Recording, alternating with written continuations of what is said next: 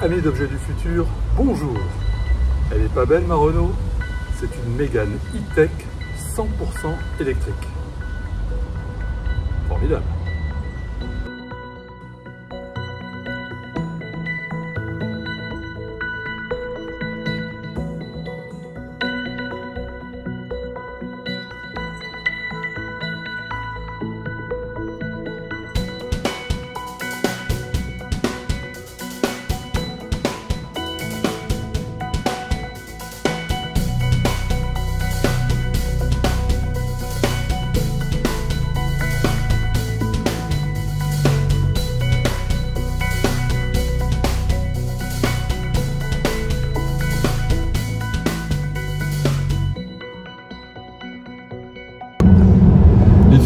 Sont super propres.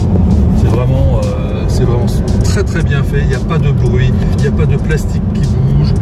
Le volant est très confortable. Les assises, on a l'impression d'être dans un fauteuil de salon. On est vraiment très bien installé. En plus, comme il n'y a pas de moteur thermique, il n'y a aucune vibration. On a l'impression d'être sur un coussin d'air. Et le silence est absolu. Écoutez ce silence. Impressionnant, non? Comme dans n'importe quelle voiture, il y a un rétroviseur. Jusque-là, tout va bien.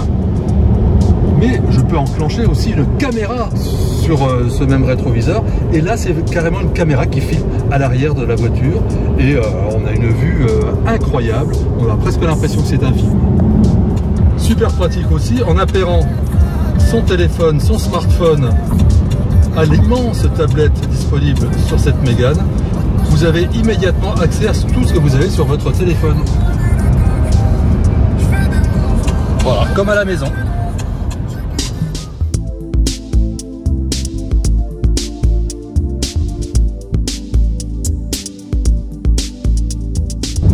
L'idéal, quand on veut faire de longs trajets, quand on part en vacances, on sait qu'on a une autonomie d'environ 300 km.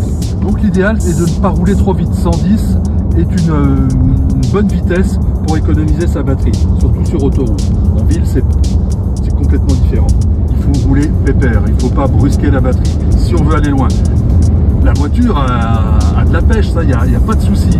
Mais on risque très vite de descendre en autonomie, ce qui peut être contrariant. Donc en gros on a 3 modes pour la conduite.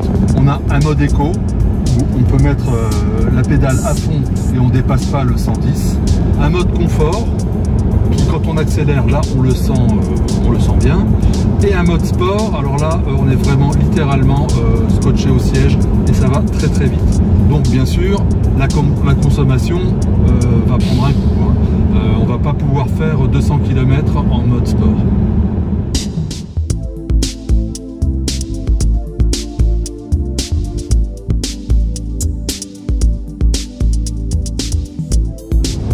Une petite accélération, rien que pour voir, eh bien on est collé au siège. Et pourtant nous sommes en mode confort. Comme n'importe quelle voiture, notre Mégane a besoin de refaire le plein d'énergie. Seulement voilà, on fait la queue et c'est moins rapide que faire le plein de gasoil ou d'essence. Il faut être patient. Voilà. Une énorme prise, c'est pas pour le grille-pain. On met la chose là-dedans, on pousse au fond et normalement ça charge. Alors le problème, c'est qu'il paraît, on nous a dit que les bornes étaient souvent en panne. Alors il faut appeler le numéro et on attend. Alors ce qu'il y a de sympathique avec les véhicules électriques, c'est quand on est à la station de recharge, on se fait beaucoup d'amis parce que personne ne sait comment ça fonctionne.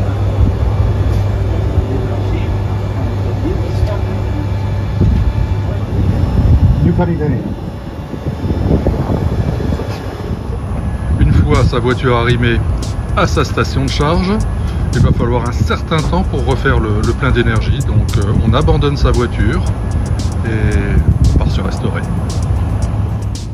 Ici, le tableau de bord me renseigne sur l'état de chargement de la batterie.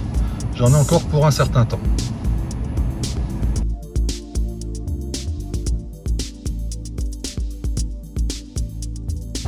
Le parking, heureusement, est vide.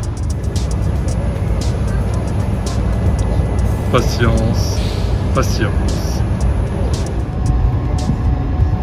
Le plein est fait. Sympa, ça ne sent rien. C'est parti pour 400 km.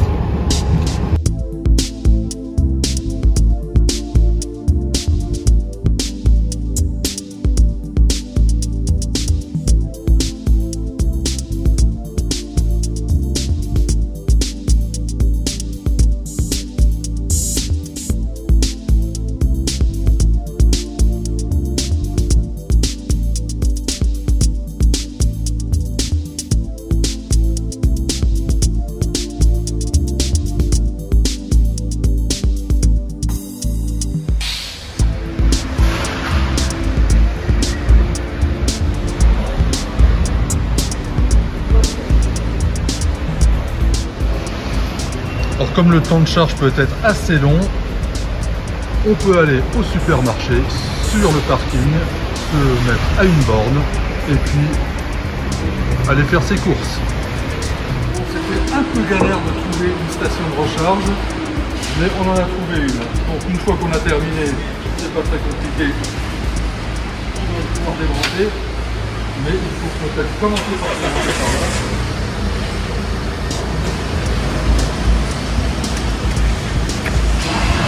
On débranche et on débranche et voilà, il ne reste plus qu'à ranger les 52 mètres de câble. Bon, ça se transporte pas dans un sac à main non plus, donc on va le mettre dans le coffre.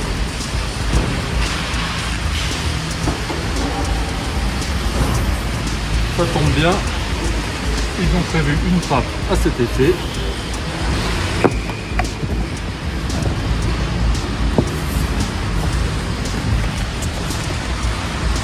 Et voilà, c'est rangé. Au final, c'est vraiment une voiture super agréable à conduire. On a envie d'enfiler les kilomètres, partir au bout du monde avec. Le problème, ça va être l'autonomie.